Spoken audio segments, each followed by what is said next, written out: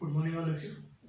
Second chapter अपना पूरा हो गया है और आज से अपन न्यूमेरिकल स्टार्ट करते हैं। न्यूमेरिकल के लिए अलग नोटबुक बना रखी है, उसी अलग नोटबुक में आपको रेगुलर न्यूमेरिकल सारे उतारने हैं। एक चीज़ ध्यान रखना, न्यूमेरिकल के लिए फॉर्मूले सारे याद होने चाहिए और फॉर्मूले के लिए आपको हर चैप्टर के एंड में एक टेबल बनानी है। जैसे सेकेंड चैप्टर अपना पूरा हो गया तो उसके बाद आप एक टेबल बना देना चैप्टर के अंदर। एक तरफ जैसे चैप्टर खत्म हो फर्स्ट और सेकंड दोनों का साथ में बनाना, उससे आगे जैसे चैप्टर खत्म होता है उसके बाद बना देना। जैसे आपने कोई टेबल में एक तरफ लिख देना टॉपिक और एक तरफ लिख देना फॉर्मूला, ठीक है। एक तरफ लिख देना टॉपिक और एक तरफ फॉर्मूला लिख देना। जैसे टॉपिक को फर्स्ट टॉपिक अपन लिख लिया, जैसे गाउस लॉ लिखा हुआ है तो यहाँ से उसका formula integration E dot T S equal to sigma Q upon epsilon naught लिख दिया।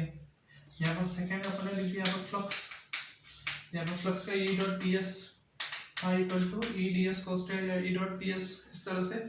तो एक पूरी टेबल बना लेना चैप्टर के एंड में, तो जब भी आप पढ़ेंगे तो उसको शॉर्ट में याद रहेगा आपके, तो न्यूमेरिकल में हेल्प करेगा।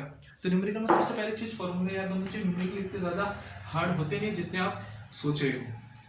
जितने बुक के सबसे पहले बुक के ही न्यूमेरिकल करने हैं, बुक के जितने ज़्यादा न्यूमेरिकल प्रैक्टिस कर सको उतने न्यूमेरिकल करना। फिर अगर बुक के हो जाते हैं तो फिर बाहर के देखना, उससे पहले बाहर के आपको देखने नहीं है। और उस बाहर के जितने भी इंपॉर्टेंट और जितने बन रहे हैं तो वो मैं आपको एक जो भी नोट्स वगैरह में प्रोवाइड आपको करा दूंगा। उससे पहले एक बार तो आपको सारे बुक के देखने हैं। न्यूमेरिकल स्टार्ट करते हैं चैप्टर सेकेंड का 2.1 फर्स्ट न्यूमेरिकल। बुक नहीं है तो न्यूमेरिकल स्क्रीन पे दिखा देगा आपको इमेज के फॉर्म में, वहां से पढ़ लेना। पहला न्यूमेरिकल है 2.1 का। कैलकुलेट करना है फ्लक्स। इलेक्ट्रिक फील्ड दे रखा है हमको E equal to 200 I cap plus 300 J cap और इलेक्ट्रिक फील्ड की यूनिट दे रखी है पीछे वोल्ट पर मीटर। और उसी के साथ हमको दे रखा है determine the electric flux, flux निकालना। इलेक्ट्रिक फील्ड हमको दे रखा है और एरिया दे रखा है S equal to 5 into 10⁻³ metre, sorry J cap और यहाँ पर लिखा हुआ मीटर स्क्वायर।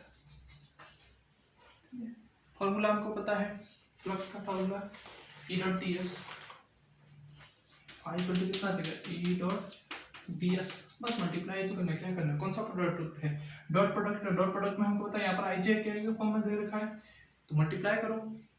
आई के साथ मल्टीप्लाई 1 देता है, बाकी सबके साथ 0। जे का जे के साथ मल्टीप्लाई 1 देता है, बाकी सबके साथ 0। के का के साथ मल्टीप्लाई 1 देता है, बाकी सबका 0। उसके लिए आपको क्या आना चाहिए डॉट प्रोडक्ट। 11 में अगर पढ़ रखा है अच्छे से डॉट प्रोडक्ट तो आता होगा, नहीं पढ़ रखा है तो वापस पढ़ना पड़ेगा। कितना देगा 200 I cap plus 300 J cap dot S कितना है 5 इंटू 10⁻³ जे। अब सिर्फ यहाँ पर जे वाला है तो यहाँ पर जे वाले के साथ मल्टीप्लाई करो तो बाकी के साथ करेंगे तो आंसर वैसे 0 मिलता है। 5 इंटू 10⁻³ इंटू 300 तो ये 5 इंटू 300 कितना देगा 1500 इंटू 10⁻³ जे कैप आएगा क्या, जे कैप तो नहीं आएगा क्योंकि जे डॉट जे कितना देगा 1। पीछे यूनिट लगेगी volt per metre into metre square, तो यूनिट क्या आ जाएगी वोल्ट इंटू मीटर। ये आ गया फ्लक्स। फर्स्ट न्यूमेरिकल खत्म, पहला न्यूमेरिकल अपना कंप्लीट। नेक्स्ट देखते हैं 2.2। आप ट्राई करना 2.2 अपन पहले इस टाइप का डेरिवेशन के अंदर कर रखे हैं, ठीक है। सिलेंडर दे रखा है इलेक्ट्रिक फील्ड के अंदर तो डबल फ्लक्स पूछा उसने। प्रूफ करने के लिए बोला फ्लक्स 0 होगा तो आप फ्लक्स निकाल दे, अगर 0 आ रहा है तो प्रूफ हो जाएगा। 2.3 देखते हैं। 2.2 ट्राई करना, कोशिश करना, नहीं है तो बता देना। 2.3 देखते हैं। एक सर्कुलर शीट दी हुई है, रेडियस 5 सेंटीमीटर। सर्कुलर शीट दे रखी है 2.3, रेडियस कितनी है 5 सेंटीमीटर। सर्कुलर शीट की रेडियस हमको कितनी दे रही है 5 सेंटीमीटर। सेंटीमीटर में तो उसको मीटर में बदलना पड़ेगा, 5 इंटू 10⁻² मीटर। ये सारी चीजें आनी चाहिए न्यूमेरिकल के अंदर। जब ये सारी चीजें नहीं आती फिर न्यूमेरिकल हार्ड लगेंगे। और ये कहा गया कि इसको इलेक्ट्रिक फील्ड में रखा गया। इलेक्ट्रिक फील्ड कितना है E equal to 5 into 10⁵ volt per metre. Radius दे रखी है, इलेक्ट्रिक फील्ड दे रखा है और उसने एंगल दे रखा है 30। अब इसको ध्यान से देखना, पूछा गया फ्लक्स। फ्लक्स का फॉर्मूला आपको पता है E डॉट एस, और अगर पूरा लिखें तो E डॉट एस और डॉट प्रोडक्ट हटाएंगे क्या लगेगा, cos थीटा। अब आप क्या करोगे, सर्कुलर दे रखा है तो एरिया कितना देगा, पाई आर स्क्वायर, रेडियस दे रखी है, एरिया निकाल सकते हो। तो यहाँ से एस एरिया, यहाँ एस किसको रिप्रेजेंट कर रहा है, एरिया को, एस किसके बराबर हो जाएगा, पाई आर स्क्वायर के बराबर हो जाएगा। आप यहाँ से आर की वैल्यू रखोगे, पाई की वैल्यू रखोगे, एस आ जाएगा, इलेक्ट्रिक फील्ड की वैल्यू रखोगे, और थीटा कितना 30 डिग्री। लेकिन इसको ध्यान से पढ़ना, यहाँ पर ये थीटा 30 ये एंगल नहीं दे रखा है। ये थीटा एंगल किस किस के बीच में क्या है, इलेक्ट्रिक फील्ड और एरिया वेक्टर के बीच में बनने वाला एंगल है। जबकि यहाँ पर उसने दे रखा है, पढ़ो उसको ध्यान से, A circular sheet of radius 5 cm placed in a uniform electric field 5 × 10⁵ volt per meter such that its plane, मतलब ये जो सर्कुलर हमको शीट दे रखी है उसका जो प्लेन है वो 30 डिग्री एंगल बना रहा है इलेक्ट्रिक फील्ड के साथ। तो हमको चाहिए एंगल एरिया वेक्टर और इलेक्ट्रिक फील्ड का है। जबकि यहाँ पर दे रखा है ये कोई सर्कुलर शीट है और ये उसका प्लेन, और ये इलेक्ट्रिक फील्ड के साथ कितना डिग्री का एंगल बना रहा है, 30 डिग्री। हमको एंगल किसका चाहिए, एरिया वेक्टर और इलेक्ट्रिक फील्ड। अगर ये प्लेन है इसका तो इसका area vector perpendicular to the surface, मतलब ये एंगल कितना हुआ 90। तो ये एस ई, हमको ई और एस के बीच का एंगल चाहिए। जबकि देख इसका रहता है प्लेन और इलेक्ट्रिक फील्ड के बीच का एंगल, तो ये एंगल कितना होगा 60। ये टोटल कितना होना चाहिए 90। और एरिया वेक्टर हमेशा क्या था, परपेंडिकुलर टू द सरफेस। तो ये हमको दे रखा है 30। यहाँ पर एंगल कितना आ जाएगा, तो angle theta equal to 90 minus 30, यह एंगल 60 लेना है, ये ध्यान रखना है। बहुत सी बार आपको लैंग्वेज के अंदर कंफ्यूजन हो जाता है। लैंग्वेज में ध्यान रखना कौन सा एंगल दे रखा है, ई और एस के बीच का दे रखा है या ई और प्लेन के बीच का दे रखा है। वर्ड का थोड़ा ध्यान रखना लैंग्वेज का। तो ये 90 माइनस 30 था, तो एंगल कितना आएगा 60। यहाँ 60 रखो, यहाँ एस की वैल्यू रखो, यहाँ ई की वैल्यू रखो, आपका आंसर आ जाएगा। और इसका आंसर आ जाएगा लगभग 1.96 into 10⁵ volt into metre. Calculation तो कर सकते हो, कैलकुलेशन कर लेना, आंसर आ जाएगा।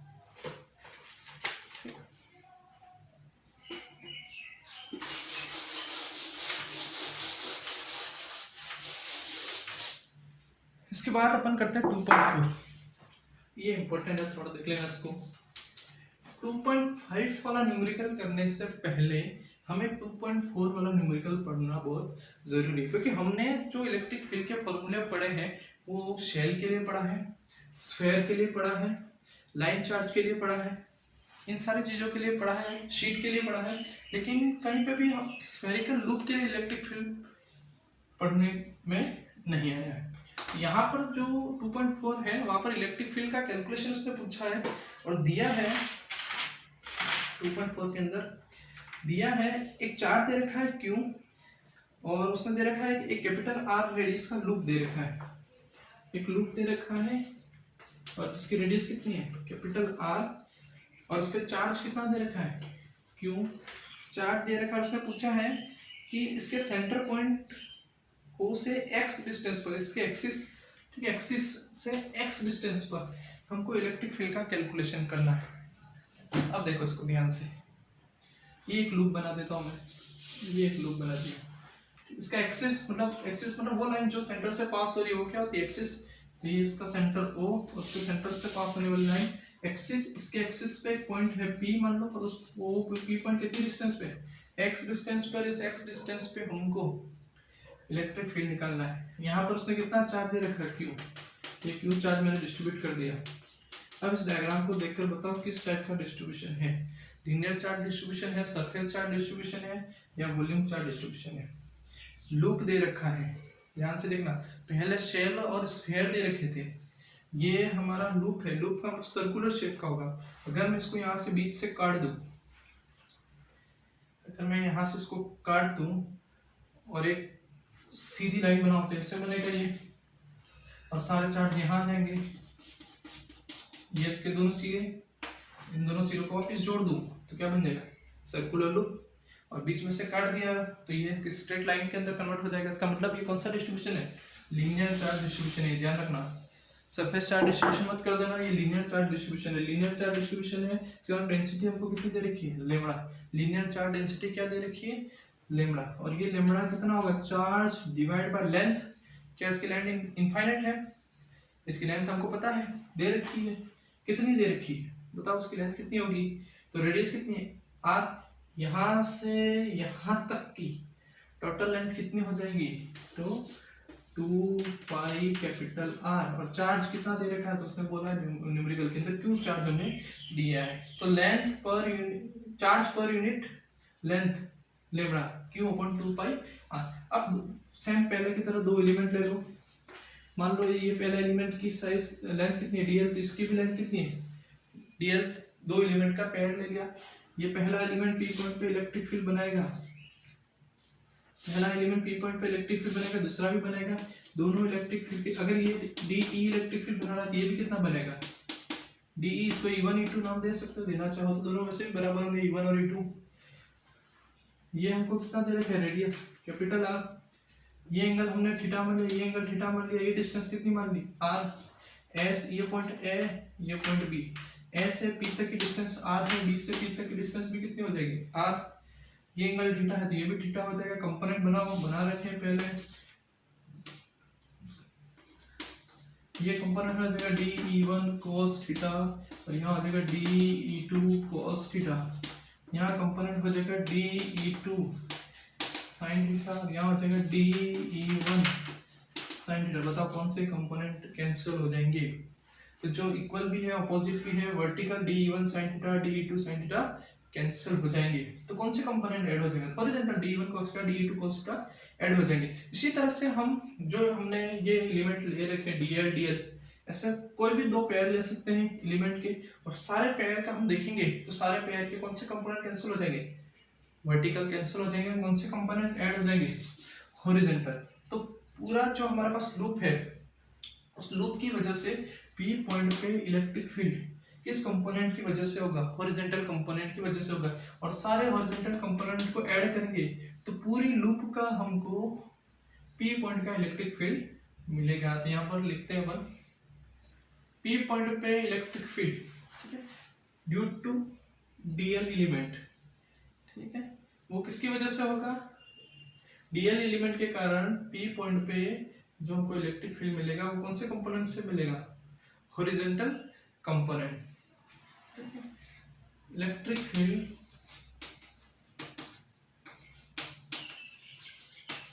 Eight resultant electric field, resultant लिखते हैं आगे, resultant electric field at point P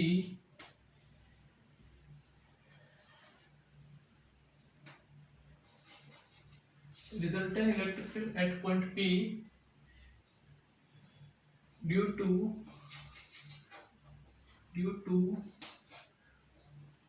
element dl equal to कितना हो जाएगा, sigma D E cos theta, या फिर इन दोनों को जोड़ दो एक बार, तो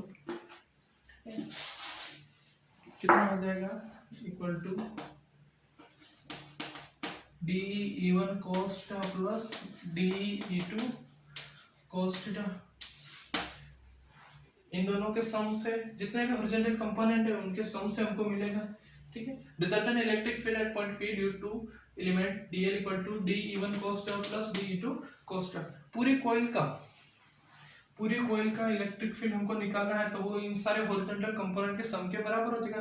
कॉइल के जितने भी, अगर पूरी कॉइल का निकालना है, तो अभी यहाँ पर एलिमेंट दे रखे, वो एक ले रखा था, दो ले रखे थे अपन ने, तो दोनों को जोड़ दिया। उसी तरह से यहाँ पूरी कॉइल के एलिमेंट लेंगे तो पूरी कॉइल के हॉरिजॉन्टल कंपोनेंट को जोड़ना पड़ेगा। तो दो दो पेयर में ले रहे हैं, तो यहाँ से यहाँ तक आ जाएगा, तो उसी के साथ ये वाला पेयर भी जुड़ जाएगा, तो टोटल पूरी कॉइल का आ जाएगा। तो अपन इसके आगे लिखते हैं रिजल्टेंट इलेक्ट्रिक फील्ड, फिर से resultant electric field at point P due to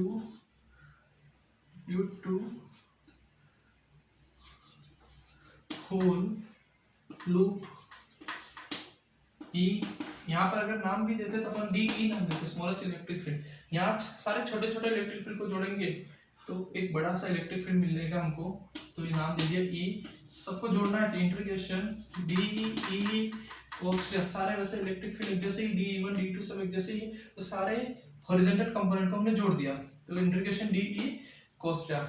एक डीएल एलिमेंट ने कंपोनेंट बनाया डी कोस टी, फिर दूसरे ने बनाया डी कोस टी, तीसरे ने बनाया डी कोस टी, सबने बनाया डी कोस टी, तो जितने भी डी कोस टी वाले एलिमेंट है उन सबको हमने जोड़ दिया। बस इसको सोल्व कर दो, आंसर आ जाएगा D E cos T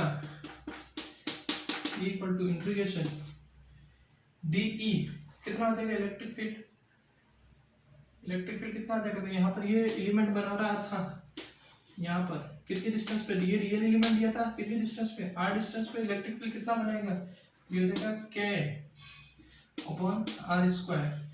k क्यों, चार्ज होना चाहिए, डीएल के पास कितना चार्ज है, डीएल के पास कितना चार्ज होगा हमें नहीं पता, चार्ज कैलकुलेट करना पड़ेगा, charge on DL element, DL element के पास कितना चार्ज है, तो पर यूनिट लेंथ में कितना चार्ज है, q अपॉन 2 पाई r, पर यूनिट लेंथ में कितना चार्ज है, q अपॉन 2 पाई r, तो डीएल लेंथ में कितना चार्ज होगा, तो डीएल इनटू लेम्डा, तो पर यूनिट लेंथ में कितना चार्ज है लेम्डा, तो डीएल लेंथ में कितना चार्ज होगा, डीएल इनटू लेम्डा, तो ये हो जाएगा lambda dot DL into cos theta. अब इसको और आगे देखो,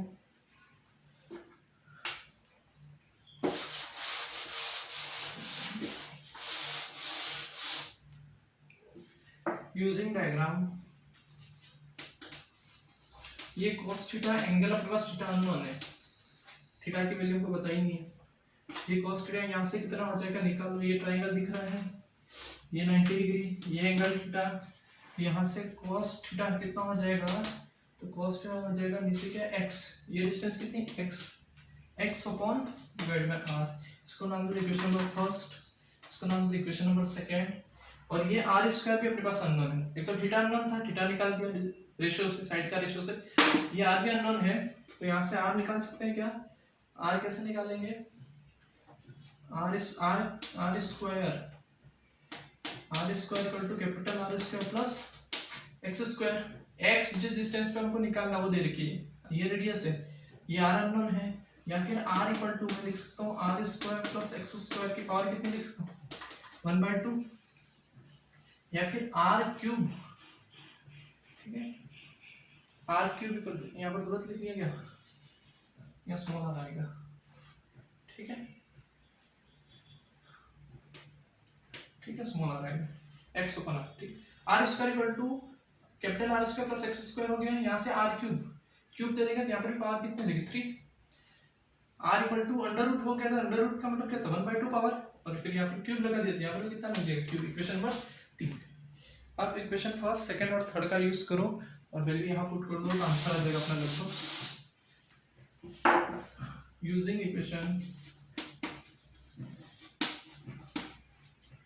first second and third, electric field E equal to कितना हो जाएगा, तो यहाँ पर हो जाएगा के इंटीग्रेशन के लेम्डा डीएल cos थीटा की जगह अपन आ जाएगा x अपॉन r, नीचे कितना है r क्यूब, और जब r क्यूब की वैल्यू रखेंगे तो r क्यूब कितना होता है r square plus X square की पावर 3/2, तो वो वैल्यू रख देंगे r square plus X square की power 3/2। Electric field E equal to, बाहर निकाल दो, जो बाहर निकल रहा है उसको यहाँ पर,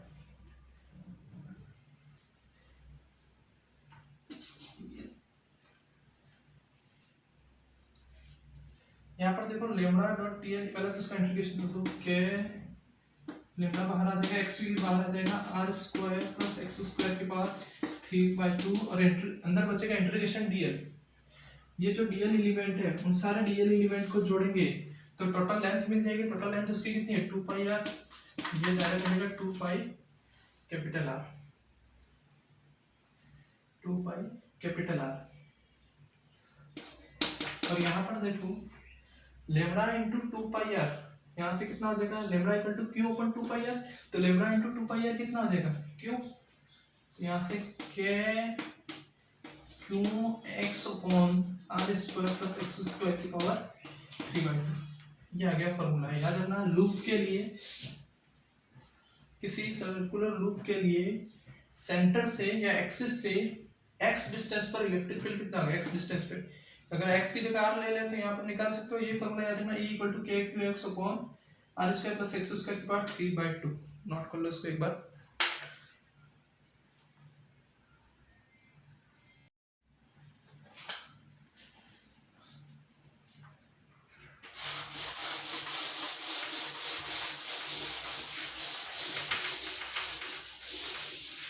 इसके बाद का न्यूमेरिकल था 2.5।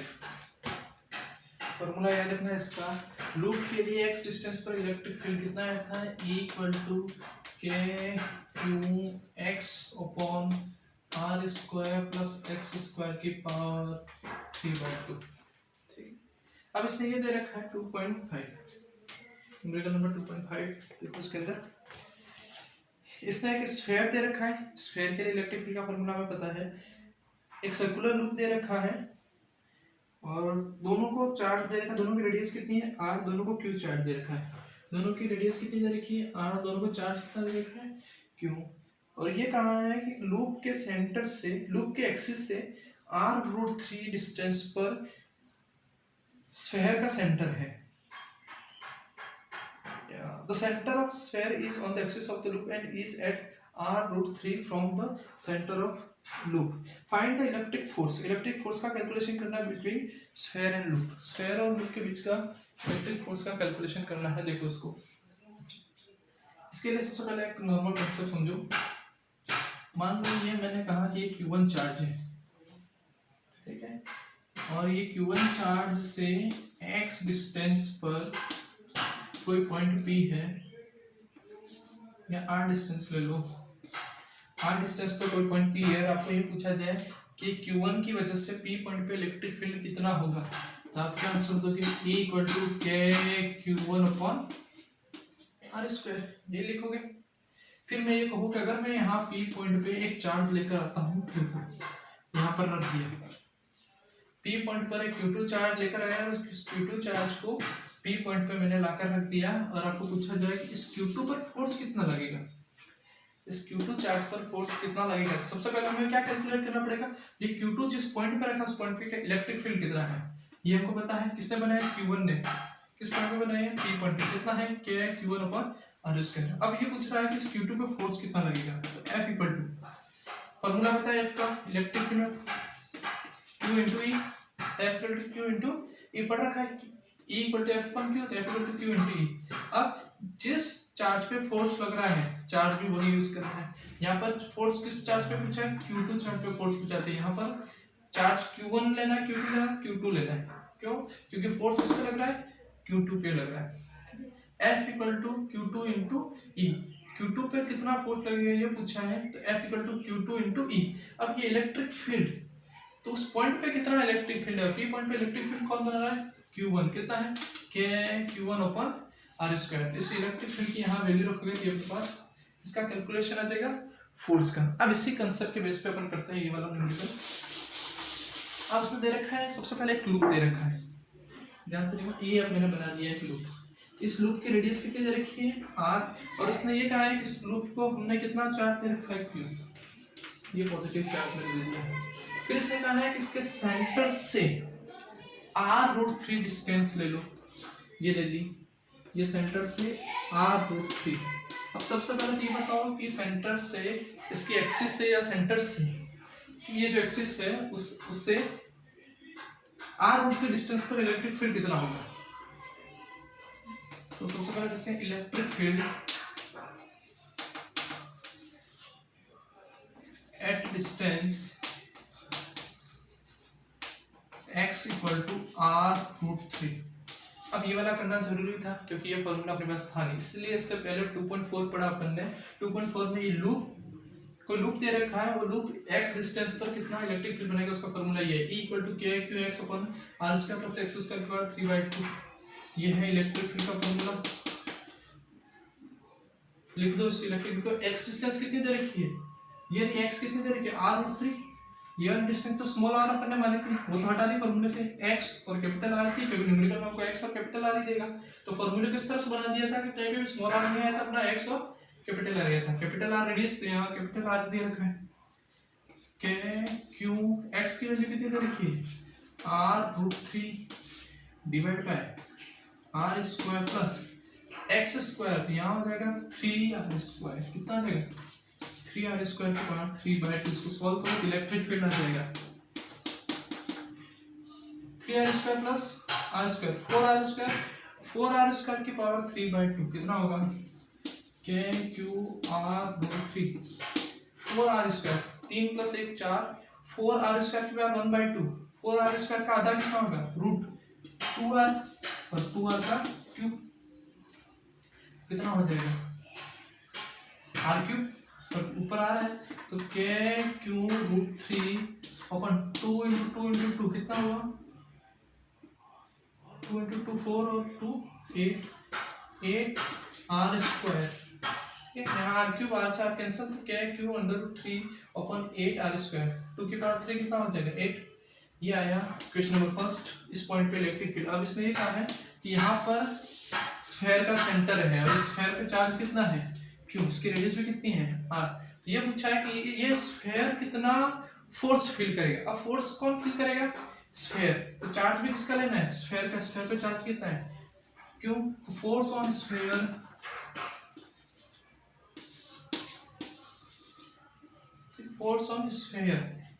ये इलेक्ट्रिक फील्ड डेवलप किया किसने, यहाँ तो इलेक्ट्रिक फील्ड है ही नहीं, स्फेयर की वजह से जीरो का इनसाइड, तो ये इलेक्ट्रिक फील्ड किसका है, सर्कुलर लूप का ही है। तो F = कितना हो जाएगा, Q, चार्ज कितना है स्फेयर पे, Q इनटू इलेक्ट्रिक फील्ड कितना E, बस कैलकुलेट करता आंसर हो जाएगा F = ये Q और ये Q का मल्टीप्लाई हो जाता है के Q² √3/8 r²। ये आ गया आपका आंसर।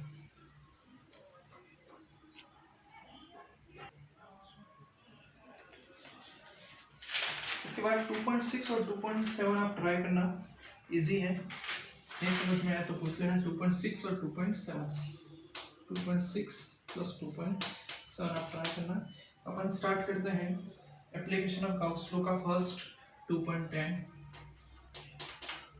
फर्स्ट एप्लीकेशन अपन ने पढ़ी थी, कौन सी थी, first application linear charge distribution, electric field due to line charge distribution. उसमें इलेक्ट्रिक फील्ड का फॉर्मूला कितना आता है, E = λ/2πε0 r, ये आया था। अब इसने क्या रखा है, an infinite straight wire has linear charge density 2 μC/m।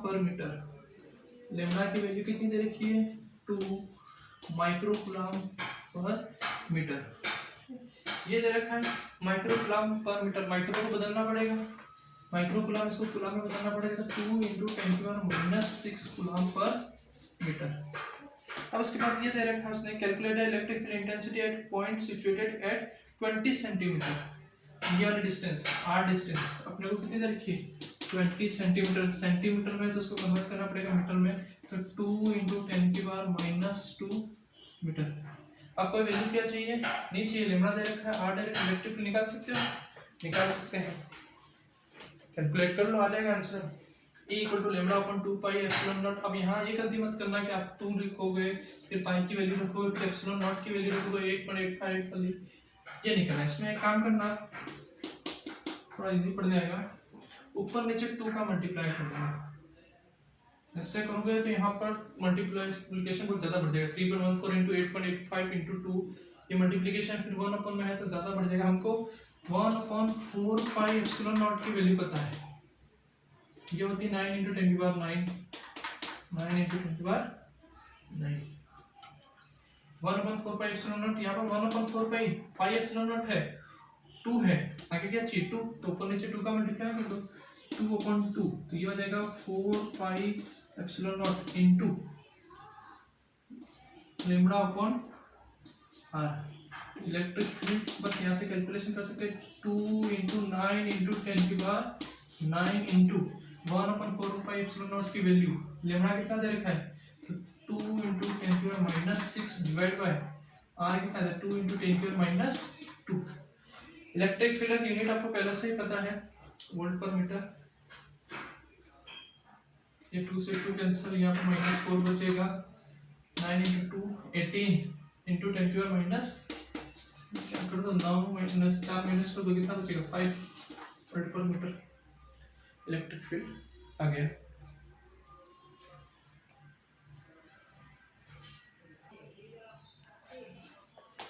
इसके बाद एक और न्यूमेरिकल है 2.10 2.11। ध्यान रखना एग्जाम में 1 से 13 तक जो प्रश्न होते हैं वो 1-1 नंबर के होते हैं, और फिर सेक्शन बी स्टार्ट हो जाता है। सेक्शन ए में 1 से 13 तक प्रश्न होते हैं, ये अपना था सेक्शन ए। और उसके बाद स्टार्ट होता है सेक्शन बी, और सेक्शन बी में जो 40 क्वेश्चन जो होता है, 14वां प्रश्न, ये हमेशा होता है न्यूमेरिकल। और ये न्यूमेरिकल आता है 1 से 4 चैप्टर जो इसके अंदर से। और इस बार ये 2.11 वाला है वो इस साल आया था। इस साल का जो पेपर हुआ था उसमें 2.11 आया था, तो इसको ईमानदारी से सॉल्व करने की कोशिश करना, 2.11 का आंसर आता है या नहीं आता। नहीं तो नेक्स्ट अपने न्यूमेरिकल का जो पार्ट होगा उसमें अंदर 2.11 से स्टार्ट करेंगे।